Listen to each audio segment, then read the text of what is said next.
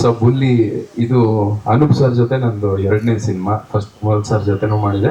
ಅವ್ರದ್ದು ಅಂದ್ರೆ ಅವ್ರ ರೈಟಿಂಗ್ ತುಂಬಾ ಚೆನ್ನಾಗಿರುತ್ತೆ. ಅಂದ್ರೆ ಕಾಮಿಡಿಯನ್ಸಿಗೆ ಏನ್ ಬೇಕೋ ಅದನ್ನ ರೆಡಿ ಮಾಡ್ಕೊಂಡಿರ್ತಾರೆ. ಅವ್ರ ಇಡೀ ಸಿನಿಮಾನೇ ಹ್ಯೂಮರ್ ಇಂದ ಇರುತ್ತೆ. ಅಂಡ್ ನಮ್ದು ಅದೃಷ್ಟ ಅನ್ಬೋದು, ಮೇಡಮ್ ಜೊತೆಗೆ ನಾನು ಅದನ್ನೇ ಹೇಳಿದೆ ಸರ್.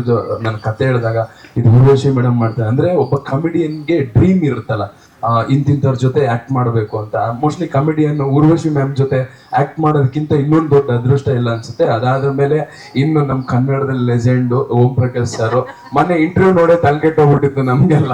ಸೊ ಕಟ್ ಮಾಡಿದ್ರೆ ಸರ್ ಜೊತೆ ಸಿನಿಮಾ ಮಾಡೋ ಅವಕಾಶ.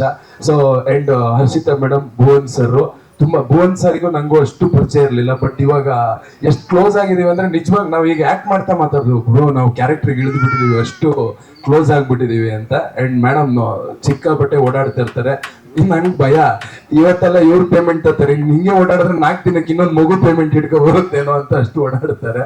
Thank you madam. ಇಡೀ ಟೀಮಿಂದ ತುಂಬಾ ಸಪೋರ್ಟ್ ಇದೆ. ಸೊ ನಮ್ಮ ಬುಲ್ಲಿಗೆ ನಿಮ್ಮ ಎಲ್ಲರ ಸಪೋರ್ಟ್ ಇರಲಿ. Thank you so much. And thank you sir, ಈ ಸಿನಿಮಾದಲ್ಲಿ ನನ್ನಂತ ಪುಟ್ಟ ಕಲಾವಿದನ ಇಷ್ಟಿಷ್ಟು ದೊಡ್ಡ ಆಕ್ಟರ್ ಜೊತೆಗೆ ಆಕ್ಟ್ ಮಾಡಿಸಿದಕ್ಕೆ thank you so much. Thank you sir. Thank you Anoop sir. And